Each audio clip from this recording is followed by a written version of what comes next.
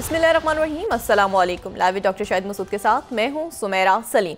नाज़रीन, वफाकी वज़ीर ख़ज़ाना मोहम्मद औरंगज़ेब साहब ने कहा है कि मुआशी इस्तेहकाम मुल्क में आ चुका है। महंगाई 6 दिहाइयों की कम तरीन सतह पर है और तस्लात ज़र में भी 32% इजाफा हुआ है। अशिया ज़रूरिया की कीमतों पर भी हुकूमत की गहरी नज़र है। दूसरी जानिब डॉक्टर आसिम साहब ने कहा है कि सदर मुमलिकत की तबीयत बतदरीज बेहतर हो रही है, कल या परसों डिस्चार्ज हो जाएंगे।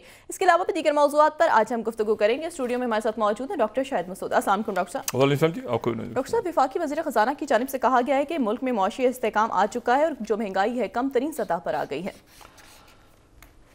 पता नहीं जी, कह रहे हैं तो आ गई होगी, लेकिन ये है कि ये मेरे ख्याल से शायद हम दुनिया के शायद कोई एक आध और कोई ऐसे वज़ीर ख़ज़ाना हों किसी मुल्क में जो इस वक्त कह रहे हों कि पूरी दुनिया में एक भूचाल आया हुआ है ये टैरिफ्स आयद होने के बाद, और हम यहाँ पे कह रहे हैं कि मईशत तरक्की पा गई है। वो कह रहे हैं तो ठीक कह रहे होंगे, मतलब ज़ाहिर है मैं उनको मतलब मैं से सोच रहा हूँ कि बड़ी ज़बरदस्त बात है ये, मईशत भी तरक्की पा गई है, ये भी हो गया है, वो भी हो गया है, फ़लाँ भी हो गया है, ये हो जाएगा, गर्दिशी कर्जे भी ख़त्म हो जाएंगे, ये सब हो जाए तो बहुत अच्छा है, बहुत अच्छी सी बात है। IMF के साथ कोई मामला हो रहे हैं, वो क्या हो रहे हैं खुदा जाने। लेकिन ये है कि दुनिया अमूमी तौर पर परेशान है, तमाम दुनिया जितने भी ममालिक हैं उसमें, लेकिन हमारी एलीट है उसके अलावा सब परेशान है। और वो इसलिए परेशान है कि आने वाले दिनों में अभी इस वक्त जैसे कहते हैं ना, बड़ी जंगें, बड़ा उबहाम, बड़ी तबाहियाँ, इस सेंस में कि कुदरती आफात तो अल्लाह ताला महफूज रखे तमाम लोगों को, लेकिन जो सिस्टम्स पूरी दुनिया के क्रैश हो रहे हैं इस वक्त, ज़ाहिर है कि पाकिस्तान और सारी दुनिया उसको देख रही है। जो संजीदा लोग हैं उस समझने की कोशिश कर रहे हैं, अपनी अपनी सबकी राय है, इजहार भी कर रहे हैं कि ये कहाँ जा रहे हैं मामलात सारे। लेकिन यह है कि उसमें 2 4 5 चीज़ें ऐसी हैं जो बड़ी अहम हैं, और सबसे बड़ी बात तो यह है कि जो ये टैरिफ्स का ऐलान हुआ है, टैरिफ्स कुछ मुल्कों के साथ शायद वो अमेरिका जो है वो उनके साथ रिव्यू भी कर रहा है। ये जो हमारे वज़ीर ख़ज़ाना ये भी कह रहे हैं कि मैं अमेरिका जाऊँगा तो दोबारा निगोशिएट करेंगे तो वो शायद टैरिफ्स कम कर दें, मुमकिन है।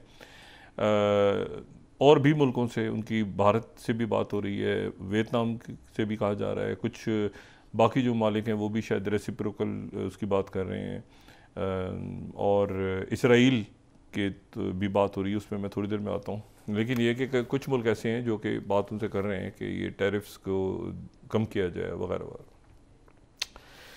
लेकिन जंगें जो हैं ये बिल्कुल ऐसे है कि जैसे आग जैसे फैलती है ना, वाइल्ड फायर। और जंगों से मुराद बिल्कुल ये नहीं है कि वो कोई दो फौजें लड़ रही हैं, बल्कि ये वो जंगें हैं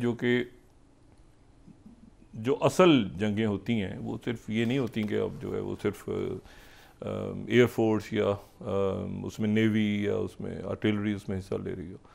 ये उससे बढ़ के जंगें हैं, और ये जंगें जो हैं ये जो ट्रेड वॉर छिड़ी है, इतना बड़ा इसमें महंगाई, बेरोज़गारी, कसाद बाज़ारी पूरी दुनिया में, और लोगों के लिए रहना मुश्किल कई मुल्कों में उनकी नौकरियों का ख़ात्मा, हज़ारों की तादाद में नहीं लाखों या शायद करोड़ों तक तादाद पहुँचे इसकी। अभी तो ये एक पूरा सिस्टम जो है वो एक गिर रहा है। अच्छा, ये जो है ना, ये मैं इसको इस तरह से थोड़ी सी आज बात आगे बढ़ाते हैं। खबरें बहुत सी हैं, लेकिन उससे पहले ये इसको देखते हैं ना कि सिर्फ जो पिछले 48 घंटों में जो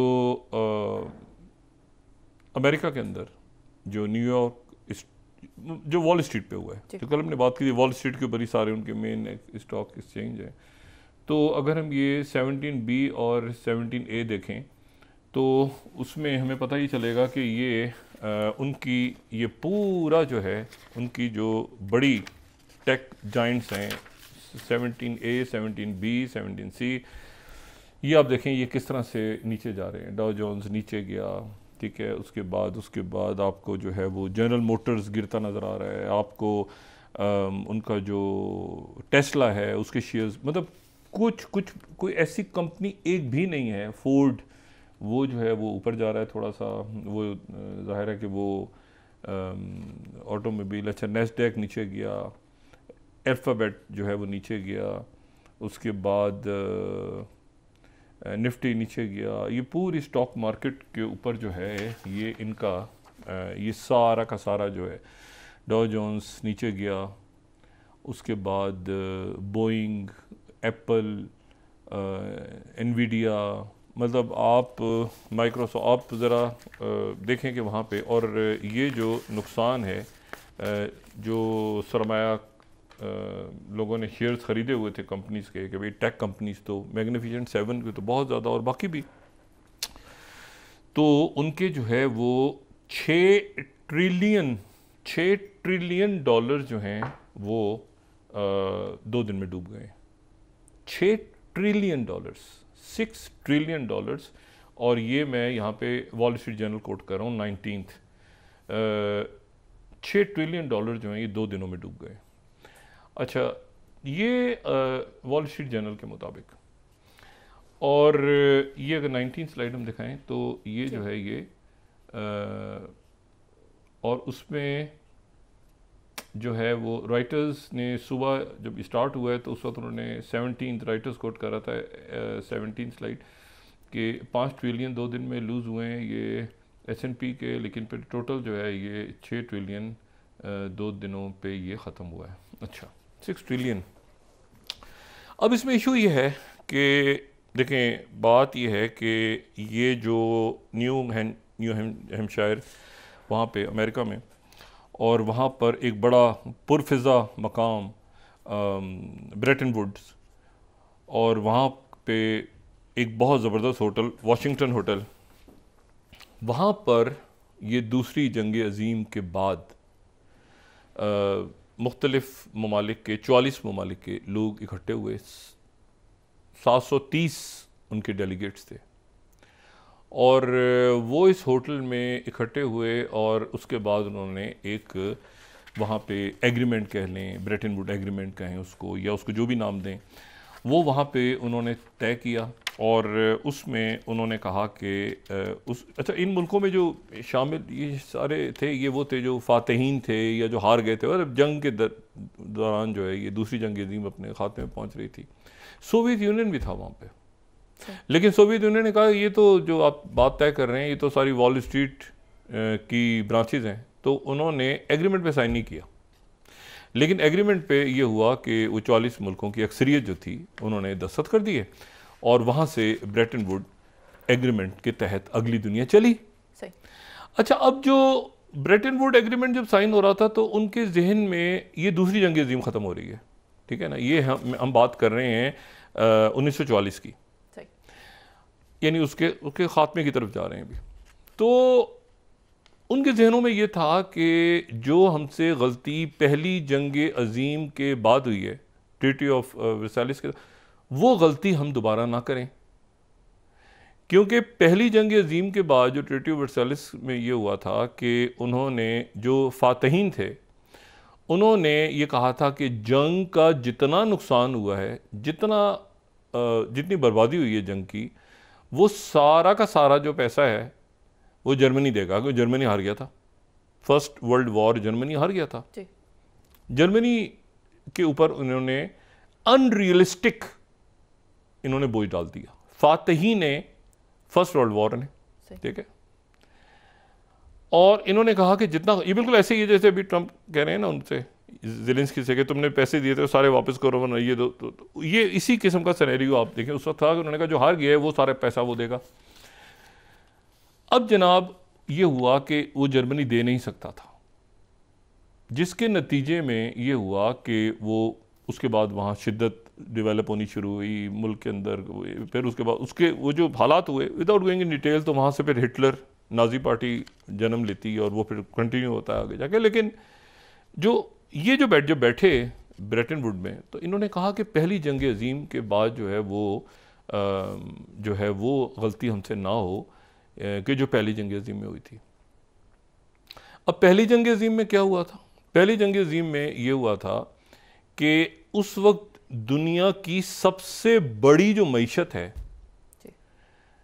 वो था बरतानिया, और बरतानिया जो है वो दुनिया की बड़ी मईशत थी और लोगों ने अपनी करेंसीज को जो है वो स्टर्लिंग के साथ लिंक किया हुआ था, जिसको स्टर्लिंग ब्लॉक का नाम दिया गया था, स्टर्लिंग ब्लॉक।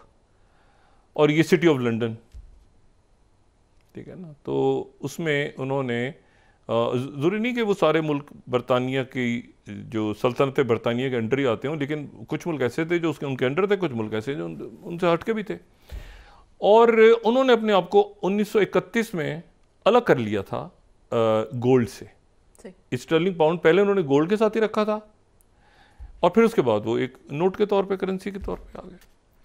लेकिन फिर ये हुआ कि पहली और दूसरी जंग अजीम के दौरान ये हुआ, क्योंकि सबसे बड़ी मईशत जो है वो बरतानिया, तो ये हुआ कि बरतानिया जो है उसने अमेरिका से पैसे लिए, ठीक है ना, अमेरिका से पैसे लिए। और बरतानिया वो चल रहा था जो हिसाब किताब जो भी stock, without going in detail, अब मुख्तलिफ तौर पर बता रहा हूँ। लेकिन हुआ ये कि उन्होंने जब जंग ख़त्म हुई, दूसरी जंग अजीम, तो पता चला कि बरतानिया ने जो पैसा फ्रांस को दिया है, फ्रांस उनका इत्तेहादी है, फ्रांस वापस नहीं कर सकता बरतानिया को। क्योंकि बरतानिया को वापस नहीं कर सकता तो बरतानिया अमेरिका को नहीं दे सकता। जितने मुल्क जीते हैं तो वो मुल्क जो है उनको बरतानिया ने पैसा दिया हुआ है, लेकिन बरतानिया का वो पैसा जो है वो असल में अमेरिका का पैसा है।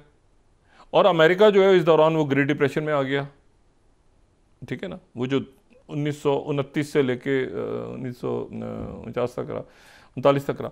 तो वो जो है वो ग्रेट डिप्रेशन।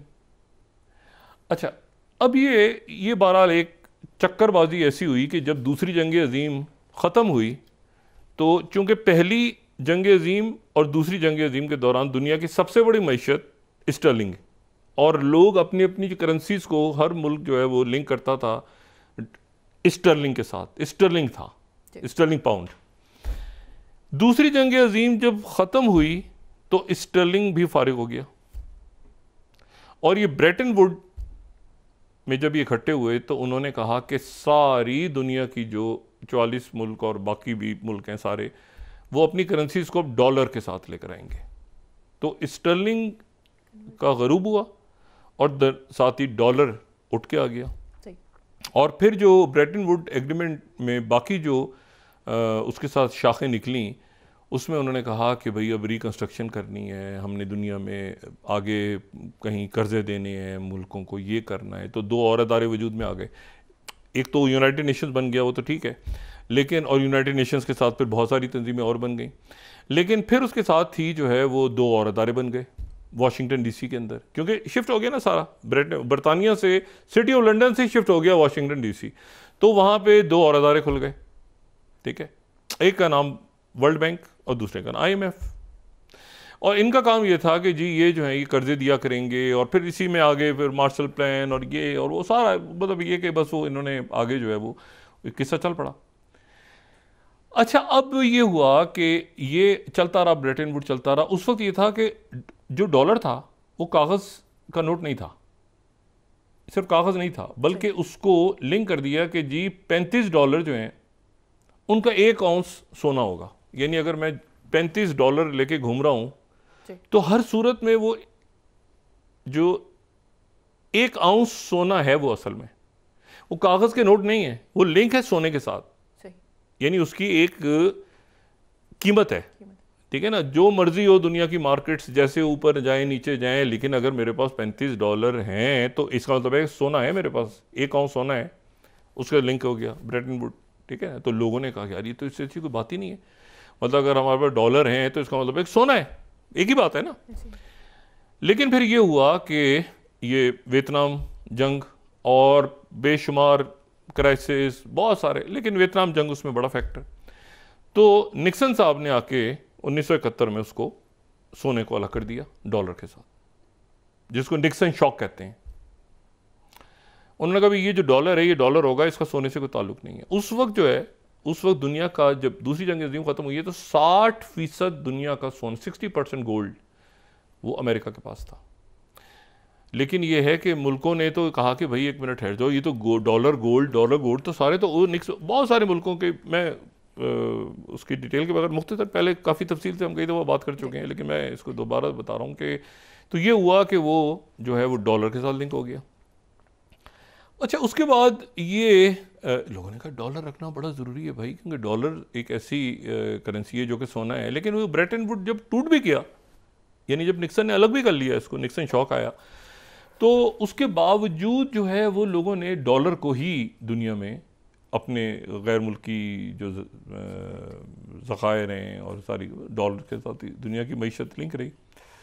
अच्छा, अब ये हुआ कि जी अच्छा, जो ग्लोबलाइजेशन का फिनोमिना है ये कोई नया नहीं है, ये तो पुराना है ना। इकोनॉमीज़ को कौमें मईशत के तहत इकट्ठी होती हैं, ये तो आप हज़ारों साल से लेना। जो तिजारत करते थे लोग, एक जगह से कहीं से उन्होंने जो है वो कपड़ा ख़रीदा, उसके बाद वो रवाना हो गए ताजिर, सफ़र करते रहे काफ़िले, कहीं से मसाले उठाए, कहीं से, मतलब वो तो एक पूरी तारीख़ है ना इंसानी तारीख़ में। ये तो इकोनॉमीज़ जो हैं वो आपस में इंटरलिंक्ड रही हैं हमेशा।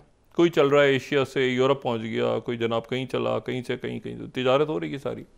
कॉलोनाइजेशन भी उसी से रिलेटेड आप उसको समझ लें। लेकिन बहरहाल वो ग्लोबलाइजेशन जो है कि जी टेक्नोलॉजी, आज हम टेक्नोलॉजी कह रहे हैं, लेकिन उस ज़माने की कोई अपना सिलसिला होगा। कहीं से मसाला आ रहा है, कहीं से रेशम आ रही है, कहीं से जो है वो ख़ास किस्म की लकड़ी आ रही है, कहीं से जो है वो जेवर पत्थर कीमती, मतलब तिजारत हो रही है पूरी दुनिया में। कागज़ कहीं ईजाद होता है, कहीं जाके छापा खाना उसका बनता है, और कहीं उसकी जो है वो किताबें लिखी जाती है। तो ये तो ग्लोबलाइजेशन तो पुरानी, हज़ारों साल पुरानी, इंसान जब से आया तो ग्लोबलाइजेशन पे ही चल रहा है। लेकिन यह है कि ये प्रॉपर जो है ग्लोबलाइजेशन तेज़ हो गई जब इंडस्ट्रियल रेवोल्यूशन आया अचानक। और इंडस्ट्रियल रेवोल्यूशन आया तो उसके नतीजे में ये भाप का इंजन और रेलगाड़ी और ये और वो और सारा, तो ये ग्लोबलाइजेशन और बढ़ गई कि भाई यहाँ से रेल की पटरी वहाँ बिछाओ, वहाँ से वहाँ बिछाओ, ये करो, ऐसे करो, ऐसे, और तेज़ी आ गई।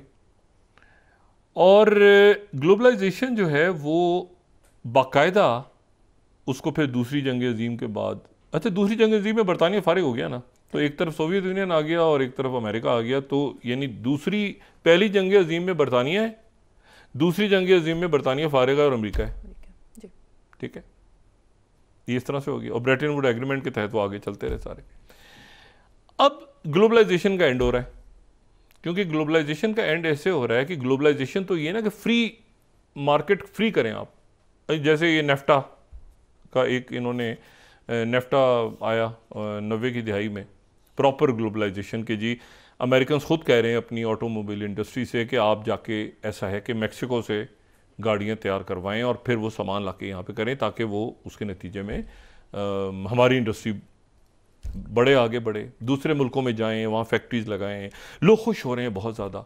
ये मल्टीनेशनल सामने आ रही हैं कि जी एक बहुत बड़ी मल्टीनेशनल है, उसकी दुनिया के जो है वो 100 मुल्कों के अंदर ब्रांचेस हैं, 100 मुल्कों के अंदर उनके जो है वो फैक्ट्रीज काम कर रही हैं, 100 मुल्कों में उनके ऑफिस हैं। तो ये ग्लोबलाइजेशन ही है ना, एक आप मल्टीनेशनल का फिनोमेना आ गया। अब और इसको वेस्ट ने बहुत प्रमोट किया। मल्टीनेशनल कंपनीज, कौन है भाई मल्टीनेशनल कंपनी में काम करता है यार ये, अच्छा बड़ी बात है भाई। अब वो एक ग्लोबलाइजेशन, ये जब ये ग्रेट डिप्रेशन आया ना, ग्रेट डिप्रेशन आ गया, ये धन तख्ता हो गया अमेरिकन मईशत का। उसके बेशुमार मामला स्टॉक के अंदर स्पेकुलेट लोग कर रहे थे, ये उसके बहुत। लेकिन जो ग्रेट डिप्रेशन आया 10 साल रहा, 1929 से 39 तक। तो उस वक्त ये हुआ कि ग्लोबलाइजेशन रोक के वो प्रोटेक्टिज्म की तरफ चले गए कि अपने आप को बचाओ। इस वक्त मतलब इन्वर्ट सब हो गए कि टैरिफ्स आयद कर दिए उन्होंने सारे, बाहर से कोई नहीं आएगा, कुछ नहीं होगा, अपने आप को बचाओ। लेकिन उसका नतीजा ही निकला कि मईशत, टैरिफ लगाने के नतीजे में जो है वो उनकी मईशत जो है वो मज़ीद तबाह हुई। ठीक है, और मज़ीद उनकी मईशत तबाह हुई क्योंकि 1930 में उन्होंने एक स्मूथ हेलवे एक्ट भी वो लेकर आए सामने, स्मूथ हेलवे एक्ट। लेकिन यह है कि उसके बावजूद जो है वो उनकी मईशत संभल नहीं सकी। ठीक है, वो ग्रेट डिप्रेशन में उनकी मईशत संभल नहीं सकी 39, और फिर उसके बाद वो ज़ाहिर जंग शुरू होती है। लेकिन फिर वो जो ग्रेट डिप्रेशन का दौर है, अच्छा, रिसेशन में डिप्रेशन में फ़र्क है, दो अलग अलग वाक़यात हैं, लेकिन बहरहाल मैं इस वक्त जो है ग्रेट रिसेशन की बात कर रहा हूँ। अच्छा, अब इसमें जो है बात सारी ये है कि ये यहाँ पर जो है वो अच्छा, अगर इसको किसी ने डिटेल में देखना हो ना, एक तो मैं ये सजेस्ट करूँगा कि ये floating pound in the sterling era, ये 31 से स्टर्लिंग जब दुनिया में राज कर रहा था दूसरी जंग अजीम से पहले, तो ये उसके ऊपर फर्स्ट जो है ये इयन द्रमोंड की ये कैम्ब्रिज की बहुत ज़बरदस्त एक रिसर्च और हिस्टोरिकल, तो ये मैं सजेस्ट करूँगा इसको ज़रा लोग देखें। तो इसमें बड़े कमाल की बात है कि स्टर्लिंग का राज था दुनिया पे, स्टर्लिंग का राज था, डॉलर का नहीं था। और फिर उसके बाद दूसरी जंग अजीम आती है तो उससे उस वक्त जो है वो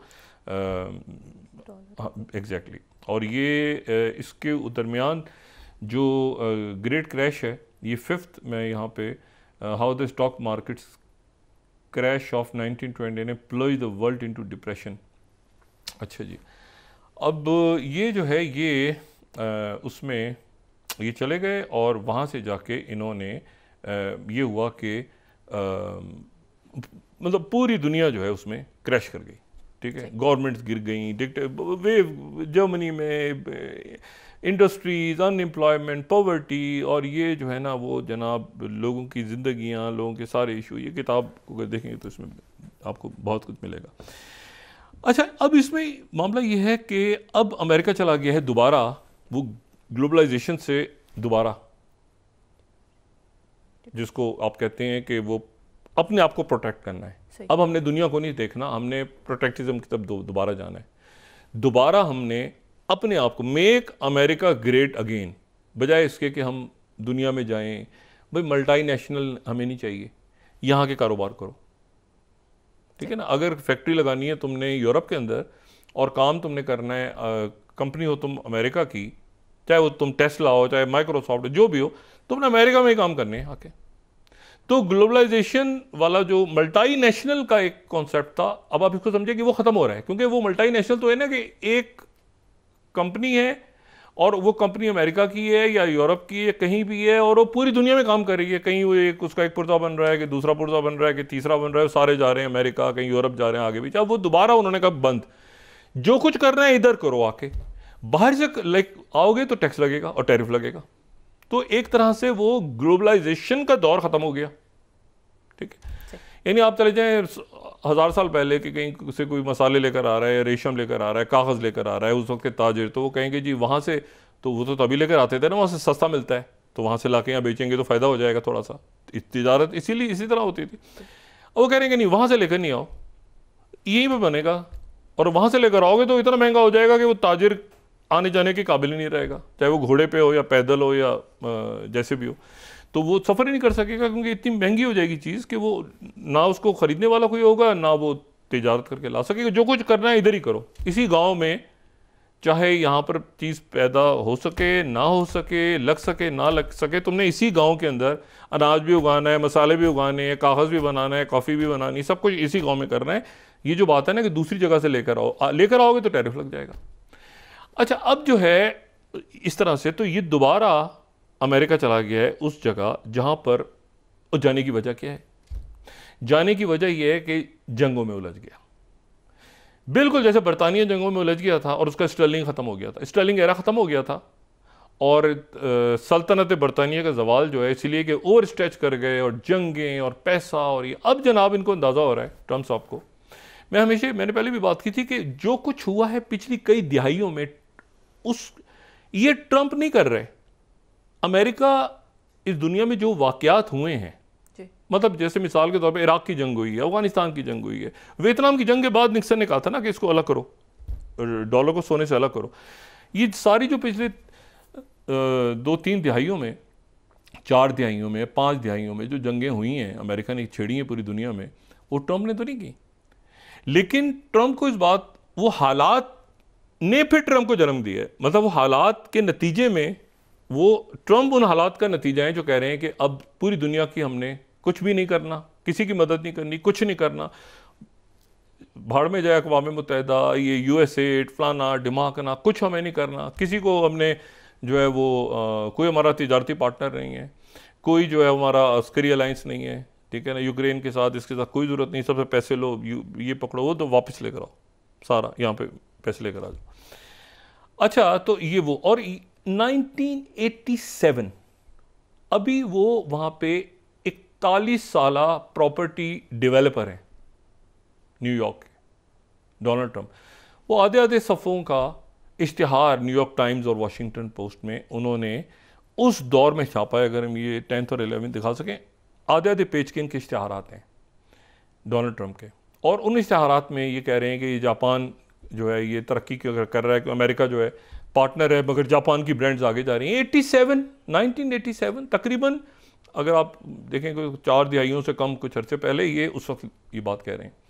और ये कह रहे हैं कि जी जापान जो है वो पैसा बना रहा है और अमेरिका जो है उसको नुकसान होगा लॉन्ग टर्म में। और अभी भी जो उन्होंने तकरीर की है ना लिबरेशन डे पे, तो लिबरेशन डे की तकरीर में भी इन्होंने जो है ये इस्तेमाल की है ये बात, ये ग्रेट डिप्रेशन वाली। उन्होंने कहा ग्रेट डिप्रेशन ना आता अगर टैरिफ आयद होते उस वक्त, तो हमने टैरिफ चुके, हालांकि ये फैक्चुअली बड़ी इस पर तनकीद हो रही है कि ऐसा नहीं है, उसकी और वजूहत थी। बहरहाल इन्होंने ये भी कहा, फिर इन्होंने ये भी बताया कि देखो 1913 में इनकम टैक्स लगाना शुरू किया। इनकम टैक्स किसी ज़हीन आदमी ने दुनिया में बनाया होगा 1913 में, कि इनकम टैक्स लगता था तो बजाय इसके कि हुकूमतें पैसा दें आवाम को, तो आवाम पैसा देते थे हुकूमतों को ताकि हुकूमतें चलें। तो वो उनके जहन में ये वाली चीज़ भी है। ये अभी जो लिबरेशन डे पे इन्होंने तकरीर की है, उस तकरीर में इन्होंने ये दोनों बातें तारीख़ के औराक से दोहराई हैं, लेकिन दोनों के ऊपर बहरहाल तनकीद भी हो रही है, कुछ मान भी रहे हैं लोग। अब ये है सवाल कि अगर अमेरिका, यानी इसका मतलब है कि IMF गया, इसका मतलब ये है कि इंडस्ट्रीज़ गई, इसका मतलब ये है कि बहुत कुछ जो है वो आने वाले दिनों में फैक्ट्रीज बंद होने जा रही हैं। मतलब ये है ही नहीं ना, कॉन्सेप्ट ही नहीं है कि भाई कपड़ा, जो कल बात की थी, कपड़े इसलिए बन रहे हैं कि जी वो बाहर भेजने हैं हमने, तो अब कपड़े उतने बनेंगे जितने यहाँ बिकेंगे उस मुल्क में, तो वो फिर कितने बनेंगे कपड़े, और उसमें कितना फ़ायदा होगा, कितना, या तो कीमत बढ़ेगी उनकी जो लोगों के इख्तियार से बाहर होगी, या फैक्ट्रीज बंद होनी शुरू हो जाएंगी। दूसरी जो है एक बहुत बड़ा साथ ही बहरान आ रहा है, और वो आ रहा है बिजनेस प्रोसेसिंग, वो है BPO का बहरान साथ आ रहा है। और BPO का जो बहरान है उसको ध्यान में रखें, वो है बिजनेस प्रोसेस आउटसोर्सिंग, BPO। वो ये है कि ग्रेजुअली, बल्कि ग्रेजुअली तो नहीं, इंतहाई तेजी के साथ, पहले तो शायद ग्रेजुअली था, अब पिछले 6-8 महीनों में और हर गुजरते दिन के साथ दुनिया में $300 बिलियन की एक इंडस्ट्री खतरे में है, और वो है आउटसोर्सिंग। $300 बिलियन की इंडस्ट्री पाकिस्तान, श्रीलंका, बांग्लादेश, फिलिपाइन, उसके बाद कई यूरोप के ममालिक, अफ्रीका, आसियान कंट्री में कई मुल्कों के अंदर ये जो बिजनेस प्रोसेसिंग आउटसोर्सिंग है कि यार फलानी जगह से उसने ख़रीदा, उधर कर दिया, बिलिंग हो गई, अच्छा यार ये सेल्स हम उसको दे देते हैं, अच्छा या मार्केटिंग किसी को दे देते हैं, मतलब आउटसोर्स कर दी ना, बड़ी कंपनी है ना, उसने आउटसोर्स कर दिया, मार्केटिंग किसी को दे देते हैं, टेक्निकल सपोर्ट कहीं से दे देते हैं, IT किसी को दे देते हैं, पेमेंट कहीं से कोई करेगा, ये करेगा। इसको, इस पूरी $300 बिलियन की कितने लोग आपको मिलते हैं, कहते हैं जी वो हम यार वेबसाइट बनाते हैं, ठीक है ना, हम ये काम करते हैं, हम ये जो है ये सोशल मीडिया मार्केटिंग करते हैं, हम जो भी करते हैं। इन सब को खतरा है जनरेटिव आर्टिफिशियल इंटेलिजेंस से, क्योंकि जनरेटिव जो जेन AI है वो अगर देखें ना, मतलब उन्होंने नाम भी तो कैसे रखे होते, को पायलट, मतलब पायलट है तो को पायलट, एप्लीकेशन भी आ रही हैं तो LLMs आ रहे हैं तो किस नाम से आ रहे हैं। और अगर आपका को पायलट जो है उसके पास PhD लेवल की ज़हानत है या उससे ज़्यादा वो ज़हीन है, और वो इमेज भी जनरेट कर रहा है, फिर ऑटोमेशन में आप चले गए हैं तो वो आपके कंप्लीट जो एजेंटिक AI और ये सारा उसमें चले गए हैं आप, और एजेंट्स ही 24 घंटे काम कर रहे हैं सारे, तो एक से दूसरा, दूसरे से तीसरा कनेक्टेड है, और कैलेंडर्स भी और टाइम लाइन्स भी और वेबसाइट भी, और फिर उसके बाद तो उसके ऊपर वर्ड्स भी लिखे जा रहे हैं और ग्राफिक्स भी बन रहे हैं और इमेज भी जनरेट हो रही है और वॉइस भी जनरेट हो रही है और सारा कुछ जनरेट हो रहा है और लिरिक्स भी बन रहे हैं और साउंड भी बन रही है और ये सारा बन रहा है। तो ग्रेजुअली वो जो आउटसोर्स करते थे ना पूरी दुनिया में कि यार एक कंपनी अमेरिका में बैठी, उसने कहा यार बड़ा मसला हो रहा है, ऐसा करो यार, देखो कोई इंडिया में, पाकिस्तान में, बांग्लादेश में या कोई अफ्रीकन कंट्री में है कोई, उन्होंने कहा जी वो है, वहाँ बच्चे काम करते हैं, बड़ा ज़बरदस्त, आपको बना के भेज देंगे। ये बहुत बड़ी इंडस्ट्री ग्रेजुअली जनरेटिव एआई की वजह से, अब चूंकि टूल्स आ रहे हैं तेज़ी के साथ, तो वो कंपनीज जो हैं, ये जो ब्लू कॉलर जॉब्स हैं या बड़ी जॉब्स हैं, कोडिंग रहेगी नहीं रहेगी, प्रोग्रामिंग कैसे होगी नहीं होगी, क्या होगा, ये सारा का सारा जो है वो तेज़ी के साथ, ठीक है, ये भी जो है ये फारिग हो रहा है, आउटसोर्सिंग वाला भी ग्रेजुअली। और आउटसोर्स वो ये नहीं करते थे कि तुम वहाँ पे यार तनूर से रोटियां लगा के भेज दो, क्योंकि तनूर की रोटी तो मैंने इधर ही खानी है ना बैठ के, ये सालन तो इधर ही खाना है। आउटसोर्सिंग में वो जो पढ़े लिखे ब्लू कॉलर जॉब्स, यानी जो पढ़े लिखे लोग जिनको पता है कि वेबसाइट कैसे बनानी है, जिनको पता है कि मार्केटिंग कैसे करनी है, जिनको पता है कि हमने इमेज कैसे बना के भेजनी है, हमने कैसे, मतलब वो अगर 300 बिलियन की जनरेटिव एआई यहाँ पे बैठ के, और वो लोग जो कि सर्विस इंडस्ट्री से मुराद ये है कि मतलब मिसाल के तौर पे यानी जो बहुत ज़्यादा उनके पास स्किल है लेकिन उनके पास वो हाई टेक स्किल नहीं है, मतलब वो रोटी पका रहे हैं, वो गाड़ी चला रहे हैं, वो रिक्शा चला रहे हैं, वो तनूर पे रोटी लगा, मतलब सब्जी बेच रहे हैं, तो वो तो काम करते रहेंगे। लेकिन जो ब्लू कॉलर जॉब्स हैं, यानी जो बड़े टेक जाइंट्स हैं, अगर आप उनको देखें कि वो किस तरह ले ऑफ कर रहे हैं, तो आपको वजह समझ आएगी। पीएचडी लोग, पीएचडी लेवल के, आगे एजुकेशन कैसे होगी, ठीक है ना, रोबोटिक्स आ गए, ठीक है, और मतलब हर जगह पर एक ऐसी सूरत हाल डेवलप हो रही है कि वो भी आपका आउट हो रहा है ग्रेजुअली, और साथ उसके जो है वो यानी आपकी वो इंडस्ट्री भी आउटसोर्सिंग वाली कि जी हम तो, और वो बड़ी ज़बरदस्त, उसको आईटी रिलेटेड वो सारी, मैंने कहा ना वो सब खतरे में है ये जेन आई की वजह से। 6 महीने साल बाद ये कहाँ पे पहुँचता है, एजीआई हम क्रॉस कर गए नहीं क्रॉस, एक तरफ वो, एक तरफ ये कि जो प्रॉपर दुनिया की जो मईशत है जिसमें वो लोग जो कि कपड़ा सी रहे हैं, जूता बना रहे हैं, यानी दूसरी जॉब्स करने वाले, वो भी डाउन जा रहे हैं, ठीक है। अब इसमें अब ज़रा वक्फा लें, मेरे ख्याल से उसके बाद मैं बात करता हूँ कि अब पाकिस्तान पे इसके सबकी अपनी अपनी राय हो सकती है, ठीक है ना, लेकिन ये कि यहाँ पे क्या असरात इसके मुरतब हो सकते हैं, अब वक्फा लें। और साथ ही जो बड़ी जंगें, नेतन्याहू पीर के दिन, इसराइल का वज़ीर आज़म पीर के रोज़ वाइट हाउस में होगा, गालिबन प्रेसिडेंट ट्रंप से मुलाकात करने वाला दूसरा वज़ीर आज़म नेतन्याहू होगा। वो हंगरी के दौरा कर रहा था, तो वहाँ पर उसको कॉल आई नेतन्याहू को भी और जो हंगरी के विक्टर ओर्बन हैं उनको भी, और वो बराह रास्त हंगरी से, जहाँ पे उसके वारंट्स आईसीसी के मुअत्तल हो गए थे, वो हंगरी से डायरेक्ट वाशिंगटन जा रहा है नेतन्याहू। और सेकेंड मीटिंग करने वाला कोई वाहिद वज़ीर आज़म होगा, ये किसी मुल्क का सरबराह जो इसराइल का होगा, प्रेसिडेंट ट्रंप से मिलेगा पीर के रोज़ गालिब। जी नाज़रीन, वापस आते हैं एक छोटे से ब्रेक के बाद।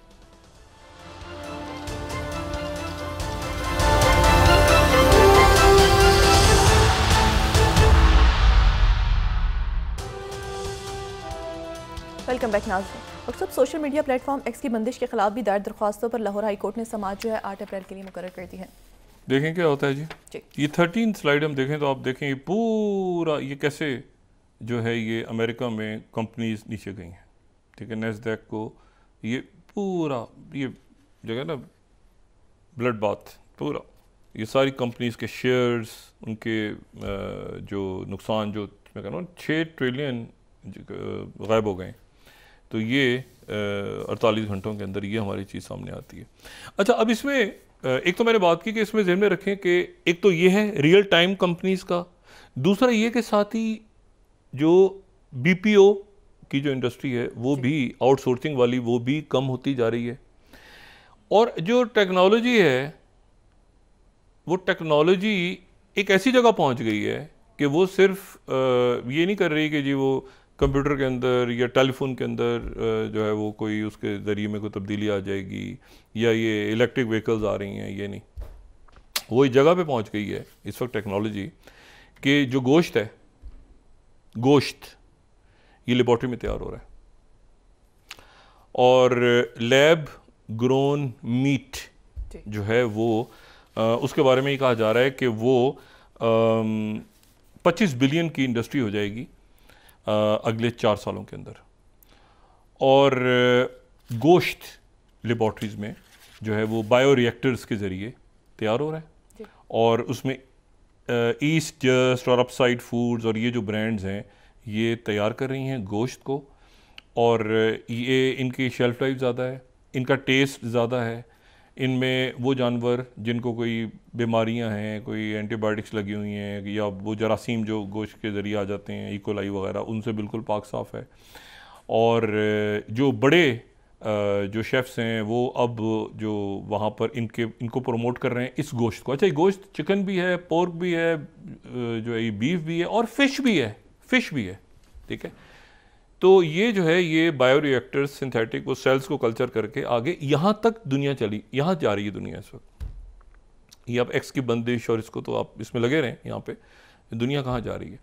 और ये आउटसोर्सिंग वाली चीज़ नहीं है, यानी ये आप देखें कि ये ग्रेजुअली जो है वो अब इसके ऊपर ज़ाहिर है कि मज़ाहिब अपनी बात करेंगे इस्लाम के हवाले से कैसे पॉसिबल, लेकिन मैं वो चीज़ कह रहा हूँ जो ऑलरेडी इंडस्ट्री आ गई है, शुरू हो चुका है काम। और इसमें जो है वो कहते हैं टेस्ट भी ज़्यादा है, जो कंज्यूमर्स हैं वो कह रहे हैं कि जी टेस्ट भी अच्छा है, ये भी अच्छा। तो शेल्फ्स के अंदर वो एम्स्टर्डम में, इधर सिंगापुर में, कैलिफोर्निया में, कई जगहों पे वो ग्रेजुअली आना शुरू हो गई, मार्केट्स में, सुपर मार्केट्स में अवेलेबल है। लैब ग्रोन मीट टेक्नोलॉजी यहाँ पे है इस वक्त दुनिया में, ठीक है। अच्छा, अब इशू ये है सारा कि अब आप आ जाएं कि मैंने आपसे कहा कि नेतन्याहू जा रहा है वहाँ पे, इसको कॉल आई वहाँ पे आ जाओ, तो वहाँ पर ईरान से डायरेक्ट टॉक्स की बात की है अमेरिका ने कि ईरान हमसे बराह रास्त बात करे। ईरान कह रहा है कि ये बेवकूफ़ बनाने वाली बात है सारी, क्योंकि जो कोरिया से खबर आ रही है आज, कोरिया का मीडिया ये रिपोर्ट कर रहा है कि उनका जो कोरियन मीडिया रिपोर्ट कर रहा है कि उनके जो पैट्रियट मिसाइल्स हैं, ये मैं 27 और 28 को मैं कोट कर रहा हूँ, वहाँ पे जो पैट्रियट मिसाइल्स लगे हुए थे बैटरीज, वो मिडल ईस्ट में भेजी जा रही है। अच्छा, वो ये कह रहे हैं कि जी ये आर्जी तौर पे भेजी है, ठीक है, लेकिन ये क्यों आ रही है मिडल ईस्ट के अंदर? साउथ कोरिया से पैट्रियट बैटरीज भी आ रही हैं, ये जो है ये साउथ कोरिया का मीडिया रिपोर्ट कर रहा है, और मैं 27 और 20 कोरिया हेरल्ड और उनकी जो इनॉप न्यूज़ एजेंसी, उस दोनों को कोट कर रहा हूँ। अच्छा, तो यहाँ पर एक सूरत हाल ऐसी है जो डेवलप हो रही है इस वक्त मिडल ईस्ट के अंदर, और उसमें कत्लेआम भी जारी है। गज़ा में नेतन्याहू को बुलाया, लेकिन नेतन्याहू से गालिबन ईरान पे, और आज इसराइल ने जो हिट किया है जिन जगहों को सीरिया में, वो जगह हिट की हैं जहाँ पे जो टर्की की वहाँ पे प्रेजेंस मौजूद है। तो टर्की और इसराइल के दरमियान कशीदगी बढ़ रही है। किसी भी वक्त टर्की ने, आज उनके फॉरेन मिनिस्टर ने बड़ा सख्त रिएक्ट किया है कि ये इसराइल डिस्टेबलाइज कर रहा है पूरे रीजन को, और अमेरिका को में बता रहे हैं सबको, क्योंकि वो टर्की वहाँ पे मौजूद थी, उनके वहाँ पे उन्होंने हिट किया। और साथ ही गज़ा में कत्लेआम जारी है, और लेकिन एक और जगह को हिट किया है उन्होंने आज इसराइल को, और वो जो जगह थी वो सऊदी अरेबिया ने तामीर की हुई थी। तो सऊदी अरेबिया का बड़ा स्ट्रॉन्ग रिएक्शन आया है। लेकिन ये, और सऊदी अरेबिया अगले महीने आना है ट्रंप ने, और ट्रंप ने अगले महीने सऊदी अरेबिया आना है, और वहाँ पर उससे पहले जंग बंदी और ये सारा कुछ तो है, क्योंकि पूरी अब तो हर तरफ से बात आनी शुरू हो गई कि भाई ये पूरी दुनिया में क्या हुआ है सारा। अच्छा, अब बात सारी ये है कि अगर आप ये ग्लोबलाइजेशन ख़त्म हो गई फ़र्ज़ करें, तो फिर जो जियो पॉलिटिक्स है हमेशा इंसानी तारीख़ में वो होती रीजनली है।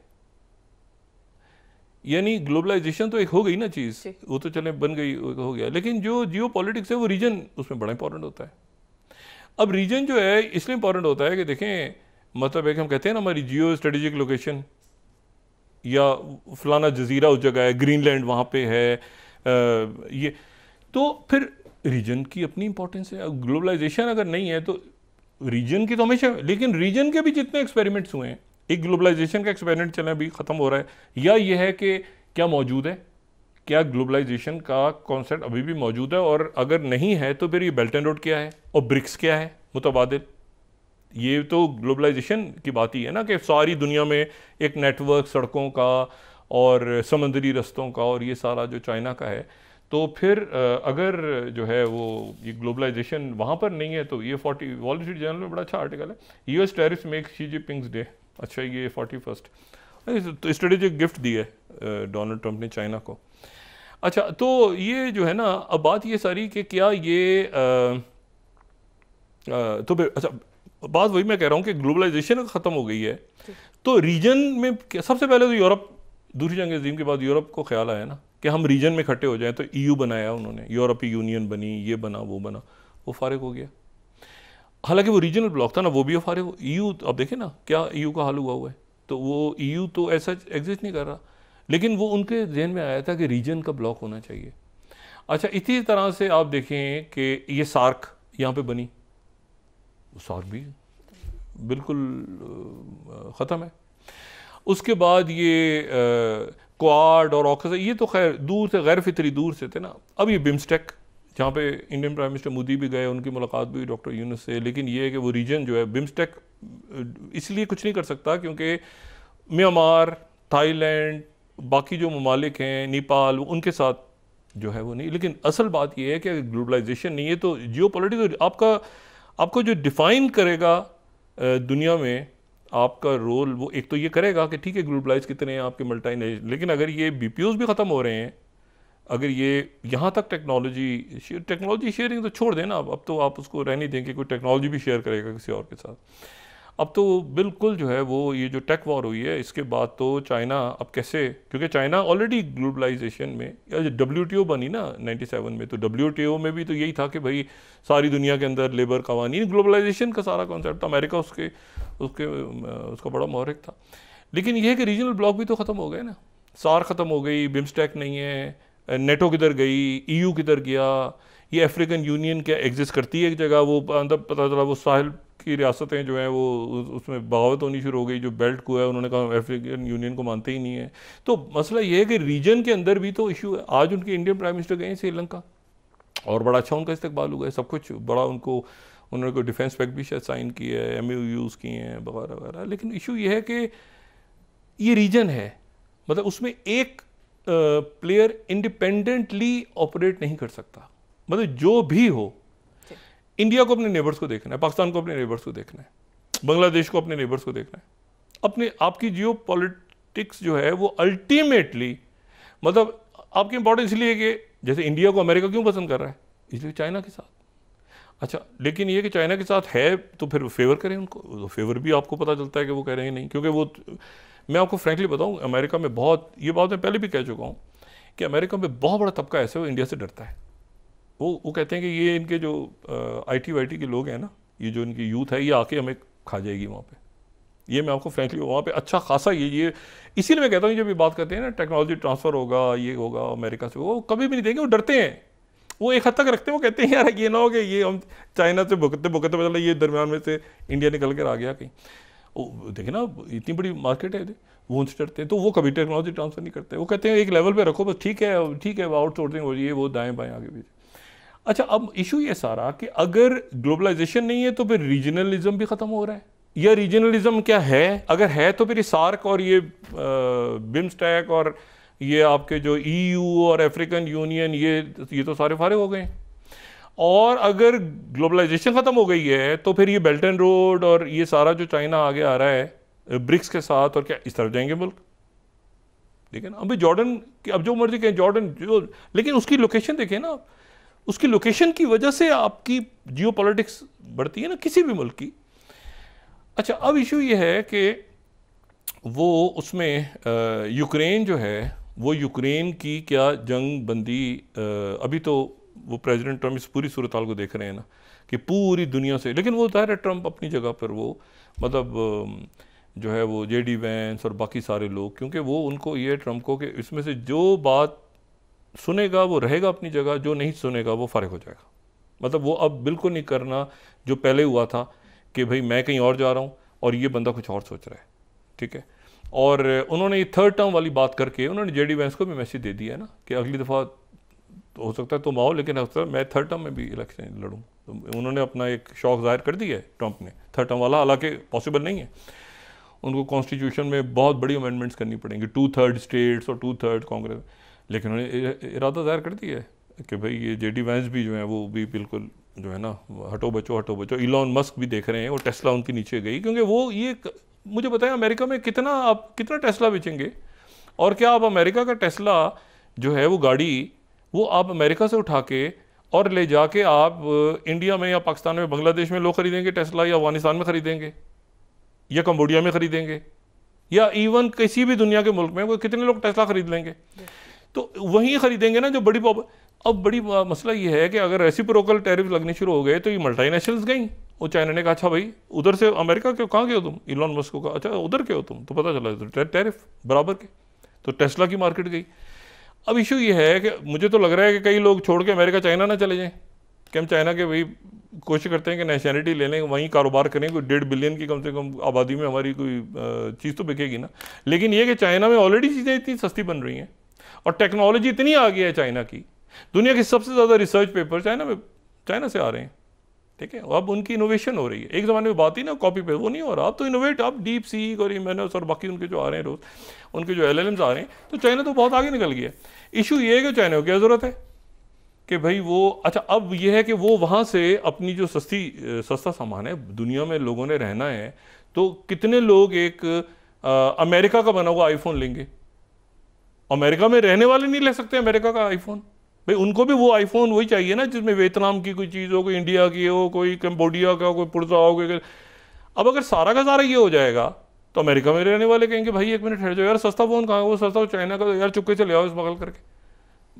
लेकिन अब इशू ये है, इसी तरह यूरोप के अंदर, यूरोप की अपनी इंडस्ट्री बैठ रही है तो चाइना वहाँ पर आ जाएगा क्या? तो ये ऐसी चीज़ें हैं जिसमें आने वाले दिनों में बहुत कुछ उभाम है। इंटरनल जो टर्मोइल है, कल मैंने बात की थी वक्फ के हवाले से, बात की थी कि एक ऐसा इशू जो इस वक्त है नहीं, उसको छेड़ के आपने, ये हमारे यहाँ जो है इस वक्त हो रहा है, ये मैन मेड क्राइसिस है। वो मैन मेड क्राइसिस है कि एक तो ये ना कि चले दुनिया जंगें छिड़ी हुई हैं, अनसर्टेनिटी है, कैसे होगा क्या होगा, भाई इंडिया के हाथ में तो नहीं था ना म्यांमार में जो हो रहा है, लेकिन वक्त वाला तो था ना। तो आप अपने मुल्क के अंदर टर्मोइल क्रिएट ना करें, ठीक है ना। भाई म्यांमार के अंदर तो कोई भी नहीं कह सकता कि आगे क्या होगा। वहाँ तो मलेशियाज और ड्रग्स और असलहा और ये वो खुदा की पना, ये थाईलैंड वो तो पुराना जो गोल्डन ट्रायंगल था उनका।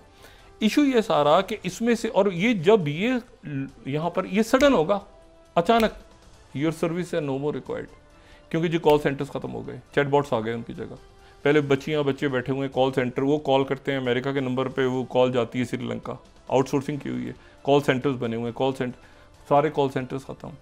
सारे ये जो, अच्छा कोई वेबसाइट बना रहा है, कोई मार्केटिंग कर रहा है, कोई ये कर रहा है, किसी को ये दे दो, किसी को वो काम दे दो, वो काम दे दो, इसको वो बच्चे समझते थे हमने IT सीखा हुआ है तो ये तो बड़ा ज़बरदस्त काम आगे चलेगा। वो AI जनरेटिव AI जो है तेज़ी के साथ उनकी जगह लेती जा रही है और अगले कुछ अर्से में शायद मुकम्मल तौर पे जगह ले ले।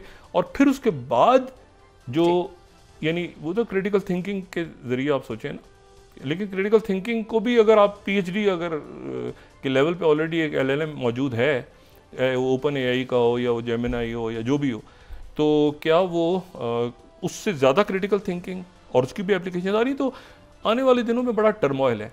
क्या फ़ैसला होता है ईरान का, क्या फ़ैसला होता है यूक्रेन का, कैसे मईशत आगे निकलती है, कैसे ये पॉलिटिकल अलाइंसेस जो है ये मिलिट्री बेस्ड बनते हैं, इकोनॉमी पे बनते हैं, ये सारे फैसले बड़े करने हैं मुल्कों ने, रियासतों ने आने वाले दिनों में। और जो शुतुरमुर्ग की तरह वो मट्टी के अंदर अपनी गर्दन दबा के बैठे रहेंगे कि कुछ नहीं होगा, वो खेल से आउट हो जाएंगे, दे विल बिकम इररेलेवेंट। जी बहुत शुक्रिया डॉक्टर साहब। नाज़रीन इसके साथ ही आज का प्रोग्राम अपने इख्तिताम को पहुंचा। मुझे सुमेरा सलीम को इजाज़त दीजिए। अल्लाह ने के बाद जी डॉक्टर साहब, अपने दोस्तों रिश्तेदारों को दुनिया के लोगों का सब ख्याल रखिएगा। अल्लाह हाफ़िज़।